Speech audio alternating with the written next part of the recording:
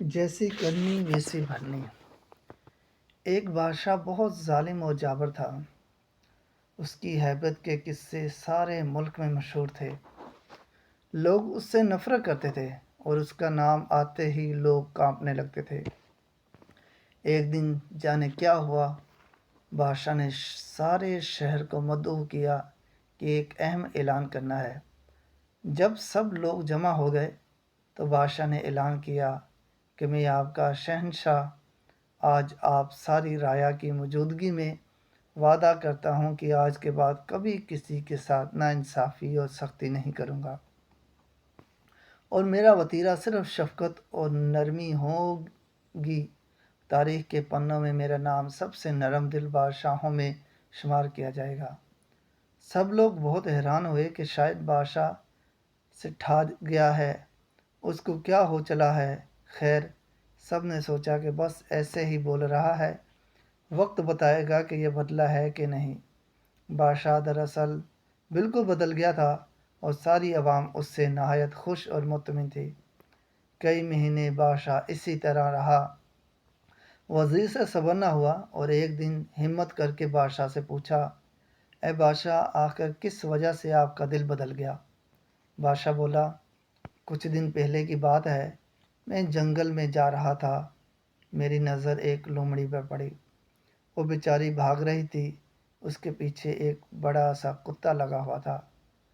لومڑی کو اپنا بل نظر آ گیا اور وہ اس میں چھلانگ لگا رہی تھی کہ کتے نے اس کی ٹانگ پکڑ لی اور زور سے اس پر چک مارا۔ لومڑی نے پوری جان لگائی اور اپنی معذور ٹانگ گھسیٹ کر بل میں گھس گئی۔ اس کتے نے بیچاری لومڑی کو معذور کر دیا تھا۔ کچھ دیر بعد میں گاؤں میں پہنچا تو دیکھا وہی خونخوار کتا ایک آدمی پر بھونکے جا رہا تھا۔ اس آدمی کو غصہ آیا اور اس نے کھینچ کر ایک بھاری سا پتھر بیچارے کو دے مارا۔ کتا خود بھی اس طرح ٹانگ سے معذور ہو گیا۔ میں ابھی سوچ ہی رہا تھا کہ اوپر والے کی لاٹھی بے آواز ہے۔ اسی آدمی کو ایک گھوڑے نے دولتی ماری اور اس کی بھی ایک ٹانگ فارغ ہو گئی۔ گھوڑا بھاگ رہا تھا اور آگے جا کر ایک گڑھے میں گر گیا۔ اتنا دیکھ کر ہی میری حالت غیر ہو گئی اور میں نے سوچا کہ میں اتنا ظالم ہوں، ہر ایک پر حکم چلاتا ہوں، کسی کی پرواہ نہیں کرتا، تو میرا خالق میرے ساتھ بھی وہی کرے گا جو میں اس کی مخلوق کے ساتھ کرتا ہوں۔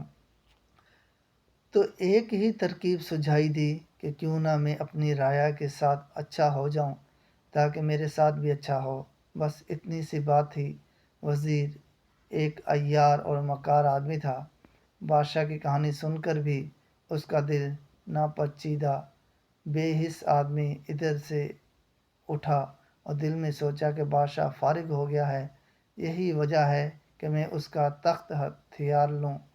ایسی غلیظ سوچ ابھی اس کے دماغ کی دہلیز پر ہی تھی کہ خالق کا نظام کام میں جھٹ گیا اور گھٹیا وزیر دھرم سے سیڑھیوں سے گرا اور اس کی گردن دو ٹکڑے ہو گئی۔ جیسی کرنی ویسی بھرنی۔ سبق: کسی کے ساتھ برا کر کے یہ مت سوچو کہ کسی نے نہیں دیکھا، میں بچ گیا۔